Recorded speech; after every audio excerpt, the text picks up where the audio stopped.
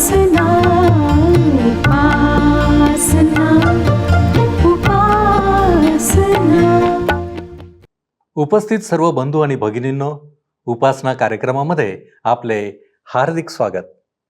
प्रियानो, आज आपण दुसरे शमूएल या पुस्तकाचे अध्ययन सुरू करीत आहोत. लोकांच्या आग्रहाप्रमाणे परमेश्वराने इस्रायलांना पहिला राजा म्हणजेच शाऊल दिला होता. परंतु आपण पाहिले होते की शाऊलाला परमेश्वराची मर्जी सांभाळता आली नाही. त्याने परमेश्वराचे म्हणणे ऐकले नाही. आज आपण त्याच्या अंतिम क्षणाची काही माहिती घेणार आहोत. त्याला मरण कसे आले हे आपण पाहणार आहोत. माझी खात्री आहे की आपण आजच्या अध्ययनासाठी तयार आहात. तर मग चला प्रियानो, आपण आपल्या अध्ययनाची सुरुवात करूया. श्रोत्यानो, आज आम्ही शमूएलाच्या दुसऱ्या पुस्तकाला सुरुवात करीत आहोत. जर आपणाजवळ जुना करार आहे तर अवश्य उघडा शमूएलाचे दुसरे पुस्तक, पहिला अध्याय. ह्या अध्यायाची सुरुवात दावीद शॉल आणि योनाथनाच्या मृत्यूकरिता शोक करीत आहे अशा प्रकारे होते. या अध्यायात आम्ही दाविदाला शॉल आणि योनाथनाच्या मृत्यूकरिता शोक करताना पाहतो. शॉलाला कोणी मारले? ह्या प्रश्नाचे उत्तर ह्या अध्यायात पूर्णपणे मिळणार नाही, परंतु ज्यावर संशय करता येईल अशा दुसऱ्या एकाची भर पडलेली आहे. एक तरुण अमालेकी जो इस्रायलांच्या छावणीतून आला आणि ज्याने दाविदाला शौलाच्या मृत्यूचा समाचार दिला. त्याला मारण्याचे श्रेय स्वतःकडे घेतले. ह्या गुन्ह्यासाठी दाविदाने त्याला ठार केले. शौलाच्या आणि योनाथनाच्या मृत्यूबद्दल दाविदाने जो शोक, जे दुःख प्रगट केले ते खरोखर हृदयस्पर्शी, काव्यमय आणि नाट्यमय आहे. मनाला स्पर्श करणारे एक विलाप गीत आहे. शौलाच्या मृत्यूमध्ये अजून एक जी संशयास्पद व्यक्ती आहे तिच्याशी आमचा परिचय होत आहे. पहिला अध्याय पहिली 2 वचने सांगतात, शौलाच्या मृत्यूनंतर व दावीद अमालेक्यांचा संहार करून परत येऊन सिकलाग येथे 2 दिवस राहिल्यावर तिसऱ्या दिवशी छावणीतून शौल होता तेथून एक माणूस आला. त्याने आपले कपडे फाडिले होते व डोक्यात धूळ घातली होती. तो दाविदापाशी येऊन पोहोचल्यावर त्याने त्या साष्टांग दंडवत घातले. श्रोत्यानो, इस्रायलांच्या इतिहासात हा काळ फार अंधकारपूर्ण होता. युद्ध आणि पराभव दोन्ही ह्या लोकांना मिळाले, कारण हे लोक परमेश्वराच्या इच्छेच्या बाहेर होते. ह्या ठिकाणी आमच्याकरिता एक पाठ आहे की आम्ही जेव्हा परमेश्वराच्या इच्छेच्या विरुद्धात वागतो, देवापासून दूर जातो, तेव्हा आम्हाला सुद्धा अपयश आणि पराभव प्राप्त होतो. दुसऱ्या महायुद्धाच्या अखेरीस सगळ्यांना वाटले की आम्ही जगामध्ये शांती प्रस्थापित करीत आहोत आणि तेव्हापासून आम्ही पूर्व पराक्रमावर अवलंबून राहून पापामध्ये जीवनाचा आनंद उपभोगण्यास आणि परमेश्वरापासून दूर राहून जीवन घालविण्यास सुरुवात केली. आणि मला पूर्ण खात्री आहे श्रोत्यानो की अनेक कारणांपैकी हे एक कारण आहे ज्यामुळे दुसऱ्या महायुद्धापासून आजपर्यंत ह्या जगात एक सुद्धा दिवस शांतीपूर्ण राहिला नाही. तेव्हापासून निरंतर संघर्ष सुरू आहे, युद्ध सुरू आहे. जे लोक परमेश्वराच्या इच्छेच्या बाहेर आहेत त्या राष्ट्राकरिता, त्या लोकांकरिता नेहमीच गोंधळ राहतो. यशायाचे पुस्तक 57 अध्याय आणि 21 वचन सांगतं. यशायाचे पुस्तक 57 अध्याय आणि 21 वचन, दुर्जना शांती नाही असे माझा देव म्हणतो. यशायाने हे 3दा म्हटले. कदाचित हे आम्हाला सुद्धा आज लागू पडत असेल. मी मागे ज्याप्रमाणे म्हटले की हे फार अंधकारपूर्ण दिवस होते. ज्या स्थितीत इस्रायली लोक होते त्या स्थितीला आपण डोळ्यासमोर आणू शकता. शौल राजा मरण पावला होता. योनाथान आणि दुसरे 2 पुत्र सुद्धा मेले होते. इस्रायलांचा युद्धामध्ये पराभव झाला. फलिष्त्यांनी गलीलच्या भोवतीचा सारा उत्तरी भाग ताब्यात घेतला आणि आता ते दक्षिणी भागामध्ये बस्तान जमवण्याच्या बेतात होते. युद्धामध्ये काय घडले ह्याची दाविदाला मुळीच कल्पना नव्हती. तो आणि त्याचे लोक त्यांच्या प्रियजनांना अमालेक्यांच्या हातून सोडवित होते. अमालेक्यांचा संहार करून ते सिकलाग येथे 2 दिवस राहिले, जिथे त्यांना काहीच समाचार मिळाला नाही. शेवटी एक माणूस धुळीने माखलेला, फाटके कपडे घातलेला, धावत पडत दाविदाच्या छावणीत येतो. तो सांगतो की तो युद्धामधून पळून आला आहे. त्याने सांगितले की फलिष्त्यांनी युद्ध जिंकले आहे आणि शौलाचा मृत्यू झाला आहे. नंतर काय घडले हे तो दाविदाला सांगतो. 3 ते 10 वचनांमध्ये वाचायला मिळतं. पहिला अध्याय 3 ते 10 वचने. दाविदाने त्याला विचारिले, तू कोठून आलास? तो त्यास म्हणाला, मी इस्रायलाच्या छावणीतून निभावून आलो आहे. दाविदाने त्यास विचारिले, कसे काय वर्तमान आहे ते मला सांग बरे. तो म्हणाला, लोक रणभूमीवरून पळाले, पुष्कळ लोक पडले व प्राणास मुकले. शॉल व त्याचा पुत्र योनाथान हेही प्राणास मुकले. दाविदाने बातमी आणणाऱ्या त्या तरुणास विचारिले, शॉल व त्याचा पुत्र योनाथान हे मेले, हे तुला कशावरून कळले? तो बातमी आणणारा तरुण म्हणाला, मी सहज गिलबोवाच्या डोंगरात फिरत असता शॉल आपल्या भाल्यावर टेकलेला आहे आणि रथ व स्वार त्याच्या पाठीशी येऊन अगदी भिडले आहेत असे मला दिसले. शॉलाने मागे पाहिले तो मी त्याला दिसलो आणि त्याने मला हाक मारिली. तेव्हा मी म्हणालो, काय आज्ञा? तो मला म्हणाला, तू कोण आहेस? मी त्यास म्हणालो, मी अमालेकी आहे.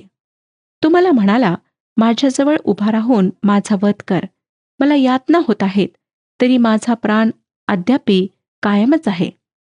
तेव्हा मी त्याच्यापाशी उभे राहून त्याला वधिले, कारण त्याचे असे पतन झाल्यावर तो वाचणार नाही अशी माझी खात्री झाली होती. मी त्याच्या मस्तकाचा मुकुट व त्याची बाहुभूषणे काढून येथे माझ्या स्वामीजवळ आणले आहेत. श्रोत्यानो, आम्ही पाहिले की शौलाने एका राजाच्या रूपात आपले जीवन कशा प्रकारे सुरू केले होते. शमूएलाचे पहिले पुस्तक 9 अध्याय आणि 2 वचनात आम्ही वाचले होते की इस्रायल लोकात शौलासारखा देखणा कोणी नव्हता. तो एवढा उंच होता की लोक त्याच्या खांद्याला लागत. आणि जेव्हा त्याची निवड झाली तेव्हा सर्व लोकांनी जय जयकार केला. त्यांनी म्हटले की राजा चिराई हो. शमूएलाने सुद्धा म्हटले की सर्व लोकांमध्ये त्याच्या बरोबरीचा कोणी नाही. जेव्हा शॉल गिबा येथे आपल्या घरी गेला व ज्या सैनिकांच्या मनास देवाकडून स्फूर्ती झाली ते त्याच्याबरोबर गेले, परंतु अविश्वासाने भरलेल्या दुष्ट हृदयाने त्यांनी त्याचा साथ दिला. शौलाला एकामागून एक भयंकर गोष्टींमध्ये त्यांनी ढकलले आणि म्हणून परमेश्वराच्या संदेष्टाने त्याच्याविषयी घोषणा केली की तू परमेश्वराचा शब्द मोडीला आहे, म्हणून त्यानेही तुला राजपदावरून झुगारून दिले आहे. जेव्हा परमेश्वर एखाद्या व्यक्तीला झुगारून देतो तेव्हा ती व्यक्ती देवाशिवाय स्वतःहून स्वतःला उंच करण्याचा प्रयत्न करते. आणि आम्ही पाहतो श्रोत्यानो की त्या क्षणापासून शॉल अधोगतीला जाऊ लागला आणि परतण्याची काही शक्यता नव्हती. पुन्हा तो विश्वास प्राप्त करू शकला नाही. म्हणून पॉल चेतावणी देतो आणि सावधान करतो. इब्री लोकांपत्र 3 अध्याय 12 वचनात की बंधुजन हो, जिवंत देवाला सोडून देण्या इतके अविश्वासाचे दुष्ट मन तुम्हातील कोणाचेही असू नये म्हणून जपा. ज्या व्यक्तीला अविश्वास, स्वतःचा धार्मिकपणा इत्यादीमुळे परमेश्वर झुगारून देतो त्या व्यक्तीची कोणीच मदत करू शकत नाही. पवित्र शास्त्रात ज्यांनी आत्महत्या केली असे अधिक लोक आम्हाला आढळत नाहीत. जीवनाविषयी असलेले त्यांचे प्रेम बहुतेकांच्या जीवनात आढळते. जगण्याची इच्छा त्यांच्यामध्ये आढळते. जीवन अमूल्य आणि जगण्याजोगे आहे आणि त्याहीपेक्षा अधिक मूल्यवान जीवन ते आहे जे परमेश्वराला ग्रहणीय आहे, जो आमचं जीवनदाता आहे, आमचा सोडवणारा आहे. म्हणून स्वतःचे जीवन स्वतः समाप्त करणे हे आत्मा आणि शरीराविषयीही सगळ्यात नीच प्रकारचे कार्य आहे. अहितोफेल हा सुद्धा शौलाप्रमाणे फार गुणवंत आणि वरदानांनी भरपूर असा पुरुष होता. परंतु आम्ही पाहतो श्रोत्यानो की जेव्हा त्याचा स्वाभिमान भंग होऊन छिन्न विच्छिन्न झाला आणि त्याने दिलेला खलनायकी सल्ला धिकारण्यात आला तेव्हा त्याने स्वतःला फाशी लावून घेतली. ह्याचाच अर्थ त्याची बुद्धिमत्ता दैहिक होती. तो हा दिखावा करीत होता जणू देवाच्या सामर्थ्याचा त्याच्यामध्ये संचार झाला आहे. स्वार्थीपणा आणि संधीच्या शोधात राहणे अशा लोकांची विशिष्टता असते. दुसरा पुरुष ज्याने आत्महत्या केली तो जिम्री होता, ज्याने स्वतःच्या राजाला धोका देऊन त्याचे सिंहासन हस्तगत करण्याचा प्रयत्न केला. आणि त्याच्याविषयी आम्हाला राजाचे पहिले पुस्तक 16 अध्याय 15 ते 18 वचनात वाचायला मिळते. त्याने इस्रायलांना पाप करण्यास प्रोत्साहित केले आणि जेव्हा परमेश्वराचा न्याय प्रगट झाला तेव्हा त्याने स्वतःला व महालाला जाळून टाकले. यहूदा इस्करियोतीविषयी सुद्धा आपणाला माहीत आहे की कशा प्रकारे त्याने प्रभू येशू ख्रिस्ताशी विश्वासघात केला आणि शेवटी स्वतःला फाशी लावून घेतली. आम्ही ह्या अध्यायाच्या सुरुवातीला वाचतो की शौलाच्या आणि योनाथानाच्या मृत्यूविषयी ऐकून दावीद फार वाईट रीतीने रडला. शॉल जो दाविदाचा प्राणघातक शत्रू होता तो मेला होता, परंतु दावीद जो परमेश्वराचा जन होता त्याला त्याच्या शत्रूच्या मृत्यूमुळे आनंद झाला नाही. त्याला परमेश्वराची ओळख होती आणि तो परमेश्वराचे मन जाणून होता. त्यामुळे त्याला पूर्ण खात्री होती की अशा प्रकारे शौलाला दूर करून अवश्य परमेश्वराच्या मनाला खेद झाला असेल. श्रोत्यांनो, आम्हाला दिसतं की ज्या गोष्टींमुळे परमेश्वराला खेद होत होता त्याच गोष्टींमुळे दाविदाला सुद्धा खेद झाला. नीतिसूत्रे 24:17 सांगतं की तुझा वैरी पडला तर आनंद मानू नको, तो जमीनदोस्त झाल्याने तुझे मन उल्हासू नये. जे आत्म्याने भरपूर असे मन असते त्याने जगिक गोष्टींमध्ये, लाभांमध्ये आनंद मानू नये आणि दुसऱ्यांच्या शत्रूंच्या पराभवामध्ये, नुकसानामध्ये सुद्धा आनंद मानू नये. शौलाच्या मृत्यूबाबत दाविदाची जी प्रतिक्रिया होती ती फार अर्थपूर्ण होती, जी त्याच्याविषयी फार उच्च पातळीच्या गुणांना आमच्यासमोर प्रकट करते. दाविदाने शौलाला कधीच स्वतःच्या मार्गातला अडथळा समजले नाही. सिंहासनावर आरूढ होण्यामध्ये तो बाधा बनत आहे असे त्याने कधीच मानले नाही. त्यामुळे त्याचा परमेश्वराच्या योजनांवर असलेला अकथनीय विश्वास सुद्धा प्रकट होतो. जितक्या धीराने त्याने परमेश्वराच्या कार्याची वाट पाहिली तो धीर त्याच्या विश्वासाचे चिन्ह होते.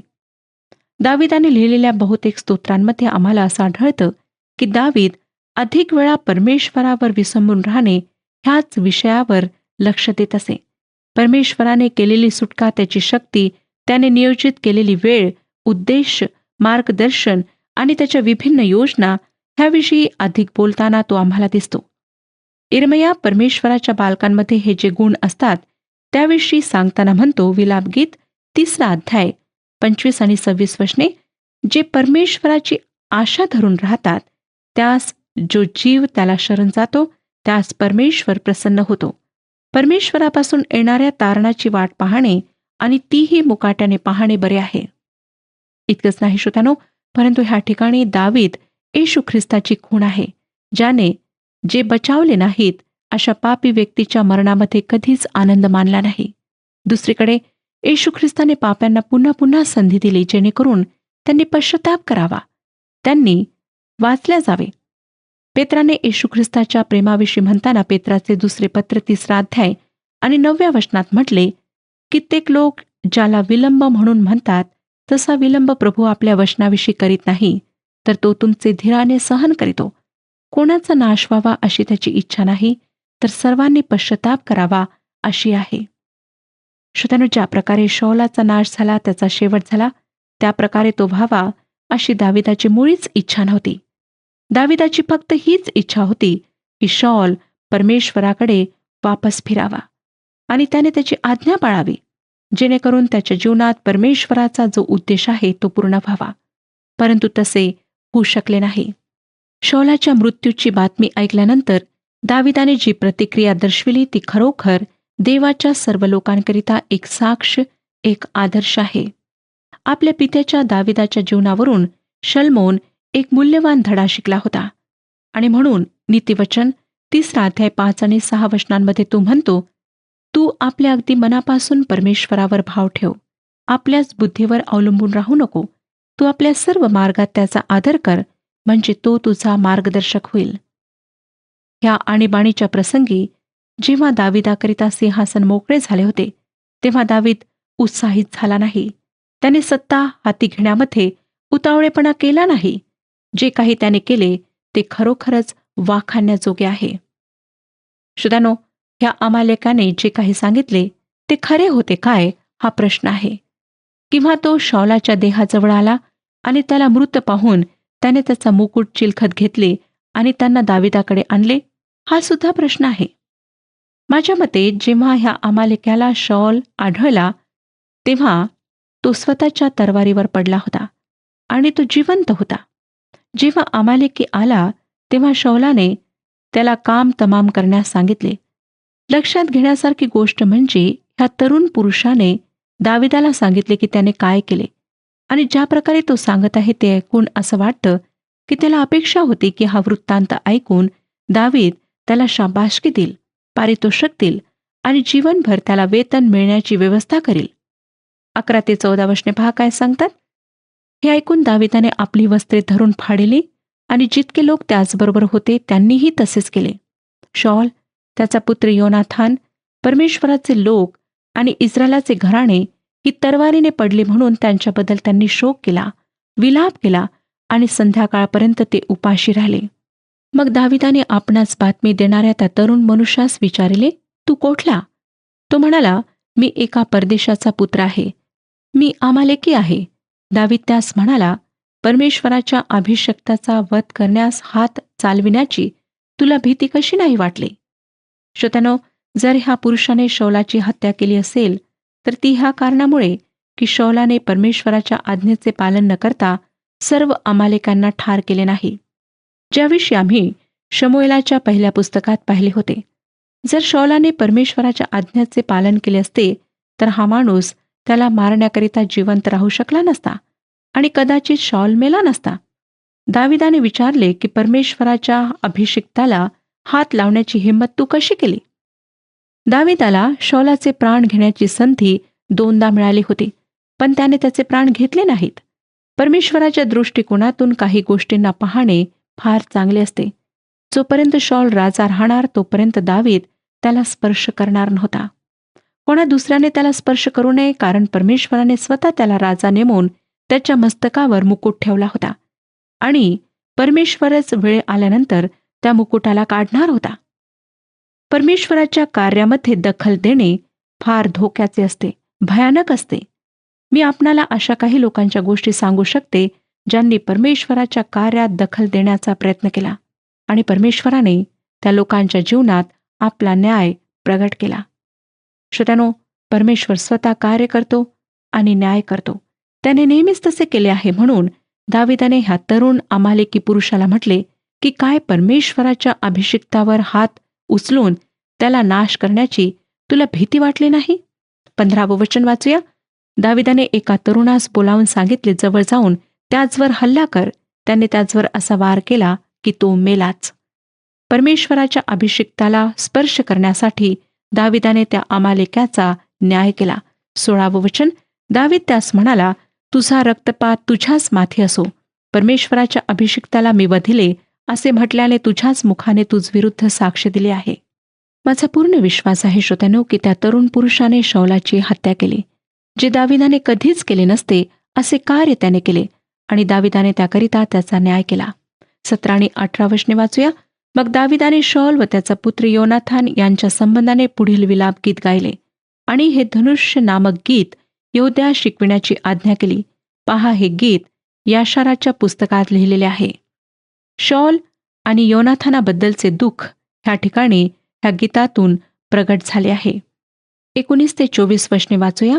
हे इस्रायला, तुझा शिरोमणी उच्चस्थानी वधिला आहे. बलाढ्य पहा कसे पतन पावले आहेत. गथात हे सांगू नका, अश्कलोनाच्या आळ्यात हे जाहीर करू नका. पलिष्ट्यांच्या कन्या आनंदित होतील, बेसुंत्याच्या कन्या जयघोष करीतील, असे न हो. गिलबोवाच्या डोंगरांनो, तुम्हावर दहिवर न पडो, पर्जन्यवृष्टी न हो. नजराणा म्हणून देण्यास तुम्हासाठी अर्पण योग्य शेते न होत, कारण तेथे पराक्रम्यांची ढाल भ्रष्ट झाली आहे. शौलाची ढाल तेलाभ्यंग वाचून भ्रष्ट होऊन पडली आहे. वधिलेल्यांचे रक्त प्राशन केल्या वाचून व बलाढ्यांचे मांदे भक्षण केल्या वाचून योनाथानाचे धनुष्य कधी परत येत नसे. शौलाची तरवार कधी रिकामी परतत नसे. शौल व योनाथान प्रेमळ व मनमिळाऊ असत. जीवनात व मरणात त्यांचा वियोग झाला नाही. ते गरुडाहून वेगवान व सिंहाहून बलवान होते. इस्रायली कन्यांनो, शौलासाठी रुदन करा. तो तुम्हास किरमीची वस्त्रे लेवून शृंगारीत असे. तो तुमच्या वस्त्रांवर सोन्याचे अलंकार घालीत असे. श्रोत्यानो, दाविदाचे हे विलाप गीत काव्याच्या रूपात लिहिले गेले आहे, जे स्वाभाविक रूपाने इस्रायलच्या मधुर गोड स्तोत्रकाराचे आहे. तो म्हणतो, गथात हे सांगू नका. गथ पलिष्ठांची राजधानी होती. अश्कलोनाच्या आळ्यात हे जाहीर करू नका. अश्कलोन हे गाजाच्या पट्ट्यात आहे आणि पलिष्ठांच्या 5 शहरांपैकी एक आहे. तो म्हणतो की शौल आणि योनाथान हे भित्रे होते, डरपोक होते, असं कोणीच म्हणू शकत नाही. तो म्हणतो की शौलाने ह्या देशांमध्ये समृद्धी आणली. 25 पासून पुढची वचने वाचूया. रणभूमीवर बलाढ्य पहा कसे पतन पावले आहेत. योनाथाना, तू उच्चस्थानी वधीला गेला आहेस. माझ्या बंधो योनाथना, मी तुझ्याकरिता विव्हळ होत आहे. तू मजवर फार माया करीत असस.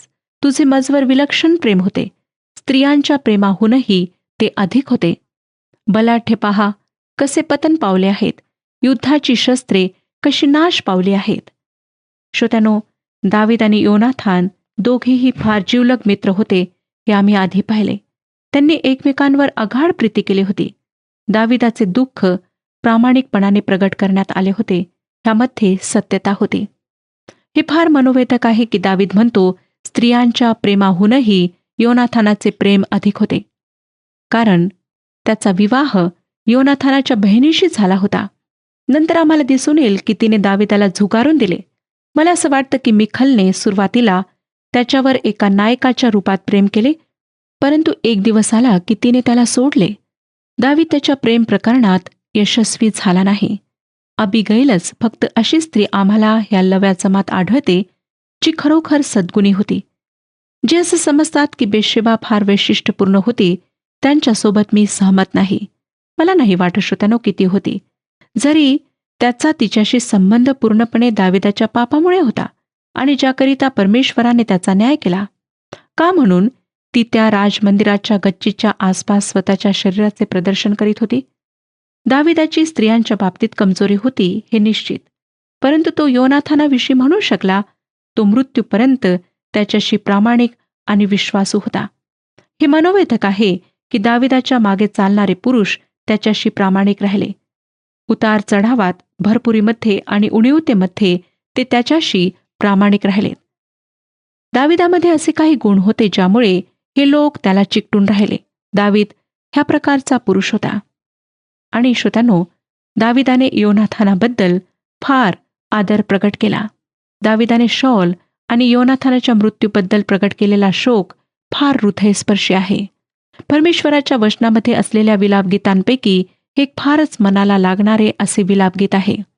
पुढच्या अध्यायात आम्ही पाहणार आहोत की दाविदाला यहुदावर राजा बनविण्यात येते.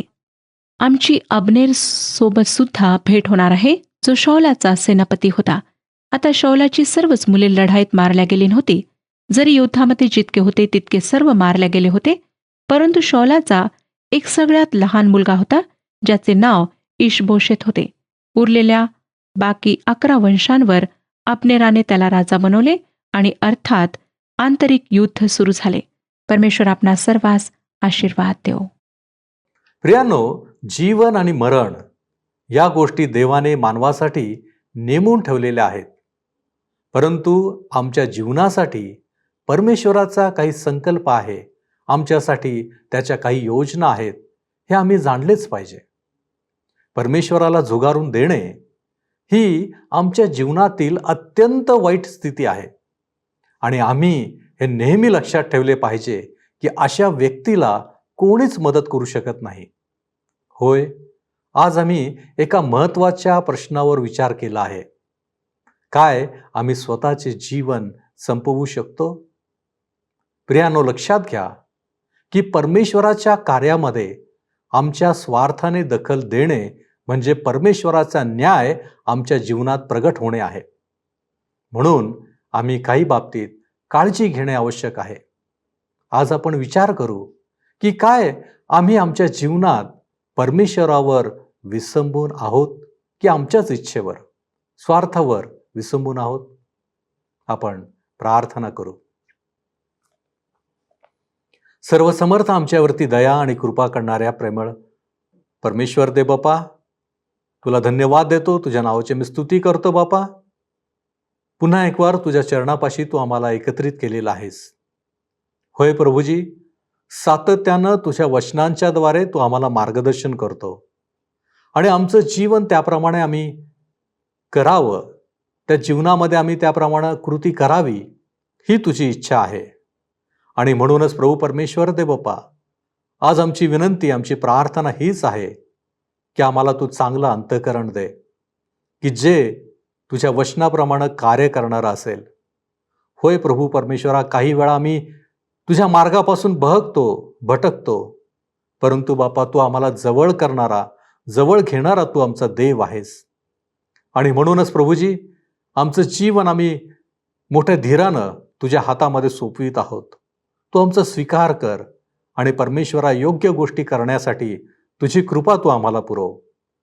होय बापा, आणि म्हणूनच या विनंत्या, या मागण्या येशू ख्रिस्त आमचा प्रभू याच्याद्वारे करतो, म्हणून तू ऐक. आमेन. प्रभू समोर नम्र व्हा, म्हणजे तो तुम्हाला उच्च करेल. प्रभू आपणास सहाय्य करो.